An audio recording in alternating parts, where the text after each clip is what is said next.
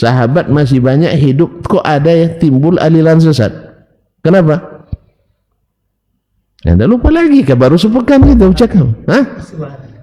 Karena isu beredar bahwa sahabat sudah jadi Wahabi. Isu sekarang tuh. Jadi sahabat tuh sudah jadi alat pemerintah, sehingga mereka tidak murni lagi menjalankan agama. Itu turunan para sahabat dan termakan oleh orang-orang yang tidak berilmu tapi tinggi semangat. Ingat, banyak orang tinggi semangat tapi tidak berilmu, sehingga mereka tinggalkan ulama-ulama senior. Yang senior bukan sekedar senior umur, tetapi dari sisi pengetahuan, karena mengambil warisan dari ulama yang paling senior, Rasulullah sallallahu alaihi wasallam, sehingga mereka tidak merujuk para sahabat satu pun, karena tidak satu pun sahabat yang terlibat bersama mereka. Berarti mereka meninggalkan total sahabat. Itulah mereka sesat. Nah, hari ini siapapun yang melenceng dari jalan sahabat dalam beragama ini mesti ada sesatnya. Mesti ada sesatnya. Mau dites satu-satu? Mau dites satu-satu? Siapa yang maju jadi sampel? Tapi yang ngaku aliran sesat ya. Nah, mesti keluar dari manhaj sahabat. Mesti keluar dari manhaj sahabat. Siapa yang tahu?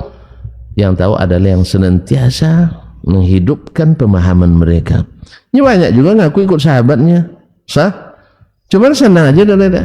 Misalnya masalah akidah, kita tanya, apa akidah sahabat? Oh begini, sahabat tidak paham akidahnya, tafwidnya kan? Di mana antum dapat mereka tidak paham? Ya, di mana tidak paham? Menurut pemahaman saya, mereka direwetkan dari mereka tentang sifat-sifat Allah SWT. Tapi antum tidak mau mendengarkan perkataan mereka. Justru yang muhkam dihilangkan gara-gara mustabihat, mutasyabihat. Nasallallahu alaihi wasallam. Semua ngaku ahli sunnah, tapi disuruh melaksanakan sunnah yang ringan saja, tidak bisa nih. Sahih? Yang ringan saja, apalagi yang berat. Ini jihad berat nih Pak. Disuruh berjihad nih berat ini. Ya, disuruh berjihad kan berat. Kita aja dengan ngaji ini takut kita. Ini teroris kita nanti Ustaz katanya.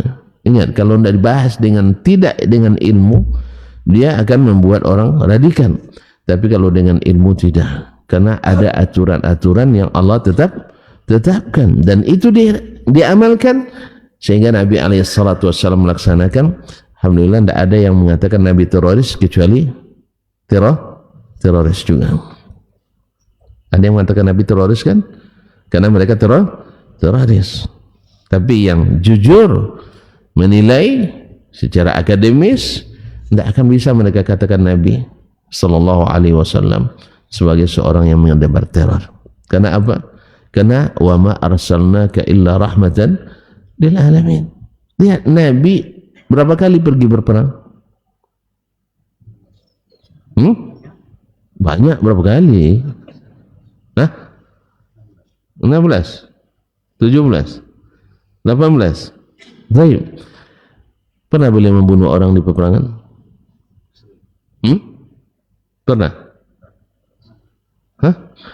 Terjadi khilaf.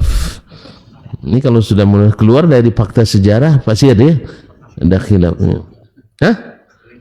Sering dia bunuh orang dengan tangannya? Iya. Subhanallah. Enggak ada sih. Iya. Tidak ada Nabi SAW membunuh dengan tangannya. Kenapa? Yang kedua, subhanallah, Nabi SAW, lihat, kan sudah sering kita sebutkan, kalau anak-anak tidak boleh dibunuh. Kalau sekarang tuh lihat,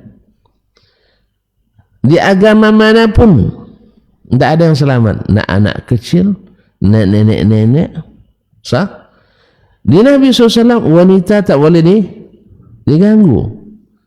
Terus tuh di agama manapun ada wanita selamat? Nah, para pemuka agama Tidak boleh diganggu kecuali mereka angkat senjata, itu lain hal. Rakyat sipil. Kemudian setelah peperangan usai, tak ada boleh diganggu. Sebaliknya agama lain, sebaliknya agama lain perangnya genosida semua. Tak ada kecualinya. Tak ada kecualinya. Bahkan kita yang korban lalu diberi kemenangan tidak balas dendam. Karena Nabi SAW memulai seperti itu. Diusir dari Mekah. Para sahabatnya ada yang sampai dibunuh kan? Disiksa. Harus berangkat dari Mekah tak bawa apa-apa. Sah? Nol lagi sampai di Madinah. 8 tahun setelah itu Nabi kuasai Mekah. Gimana kira-kira kalau sempat PID komandannya? Dicari itu Pak. Kan ya? Mana sih seluruh keturunan Abu Jahal bawa sini? Sahih? Seluruh keturunan sipulan bawa sini semuanya. Tapi enggak. Nabi pesankan enggak boleh ada darah mana yang tumpah di Makkah kecuali mereka yang menyerang. Ya kalau orang menyerang kita harus bukan bertahan. Diserang juga. Iya. Makanya Nabi antisipasi dari awal. Siapa yang masuk Masjidil Haram aman. Coba lihat Syiah, orang di dalam Masjidil Haram dibantainya. Sedang ihram lagi 35.000 orang dalam beberapa hari saja. Orang sedang ihram, bukan orang sedang angkat senjata, dibantainya. Habis itu dituduh Wahabi. Ya. Memang saat ini bagi kita yang tidak jahil ini, kalau apapun yang salah pasti Wahabi yang salah. Sah? Coba lihat. Tuh Wahabi sekarang menguasainya jemaah haji ya, golak-golak sampai sana. Ada aja keluarga yang masuk naik haji sekarang. Tidak ada ya orang sini naik haji ya. Miskin-miskin di sini. Coba telepon nenek ayah itu antum tuh, papa paman, mama tuh. Mak ditanya, mak ya Wahabi apa tidak? Ini kan banyak lagi sampai hari ini masih laku juga fitnah kayak gitu tuh.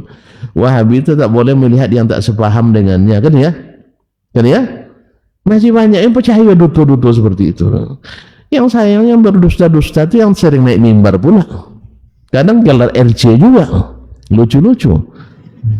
Nah, iya dunia sudah seterang begini, terbuka semuanya.